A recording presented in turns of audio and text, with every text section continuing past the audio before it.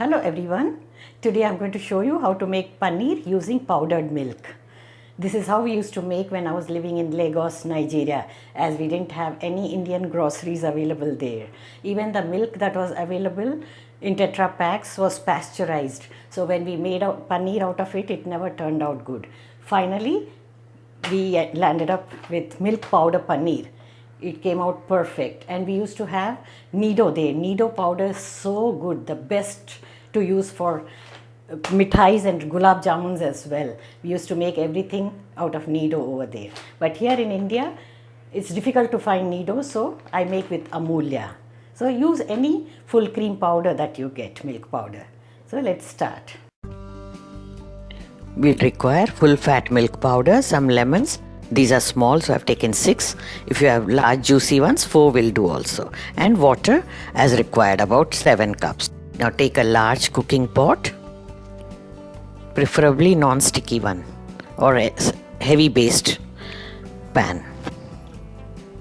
Now we'll measure out the milk powder. 500 grams should be about 5 cups.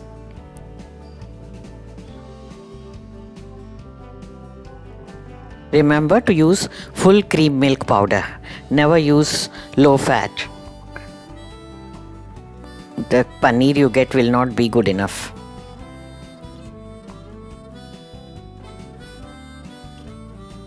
So 500 grams, we get exactly 5 cups.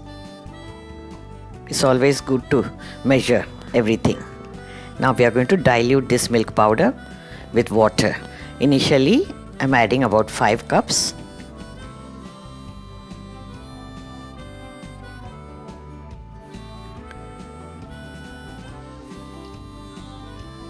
Now we will whisk it and break all the lumps.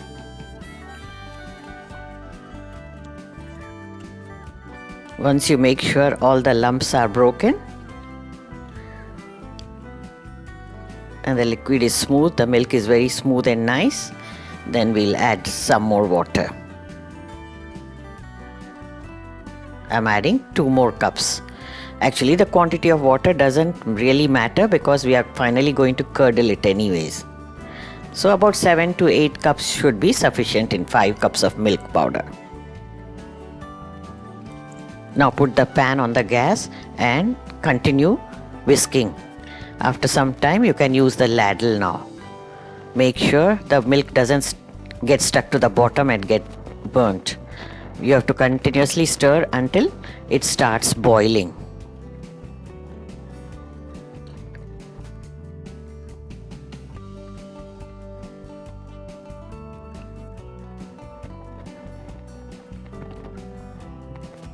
Once you see the bubbles forming on top, which means it's ready, now you can reduce the flame and start adding lemon juice little by little. Add 1 lemon, give it a stir. This way you'll go on adding until it curdles. Don't add everything at a time. Little by little is always better. We'll continue doing this until we see the liquid is become watery.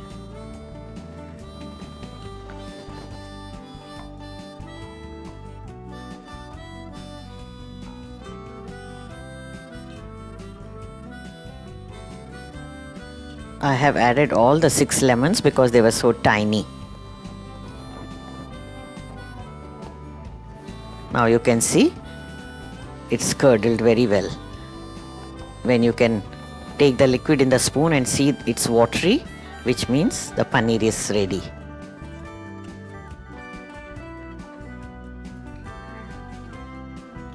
Now take a large dish or a pot, place a strainer over it and line a cloth napkin or a muslin cloth. We'll separate the liquid now.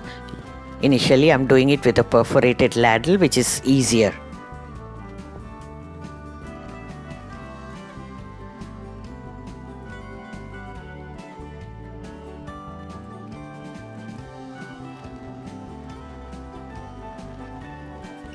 Now you can pour the remaining liquid to remove all the paneer from it.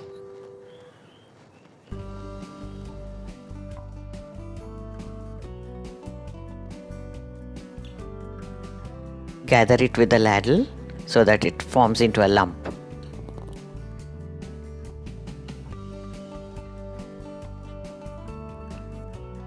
We just have to remove the water completely. Don't hang it for a long time or else it will become into a round lump. Just a minute or two is sufficient. Once the water is drained out, you remove the bundle. Now this whey can be used in cooking, making gravies and kneading your dough because it's very nutritious. Don't throw it away. You can even refrigerate it. Now here we have the paneer that is drained out. Shape it up into rectangle or square evenly and tightly fold the cloth over it. About 1 inch thickness. You can see.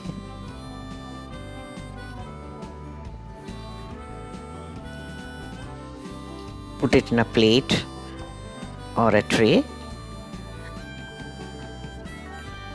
and place some weight on it. I am using the marble chakla and placing the whey pan over it. Something heavy will do. So this is going to be set aside for a couple of hours.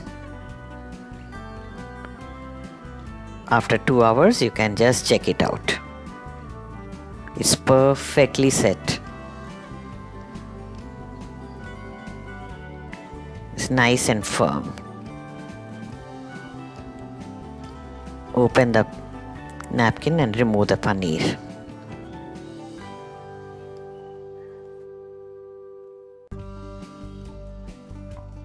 Such lovely piece of paneer. Set very well. Just like the store-bought one. I tried to check out the weight. It's exactly 500 grams. This small scale is 500 grams and you can see we get exactly the same weight. Now you can cut it into cubes of the desired size and use it for your curries or making tikkas. It's so smooth and nice and firm. It doesn't even crumble while cutting. You can see that. We get perfect cubes and they are soft and spongy too. Wasn't that so easy? Happiness is in homemade stuff. Use it as required in your cooking. You can even freeze it. The extra amount can be frozen for later use. So do give it a try and share your feedback with me. I'm always happy to hear from you. Thank you for watching. Check out these videos from the archives. You might have missed watching these and stay tuned for the next recipe. Bye bye.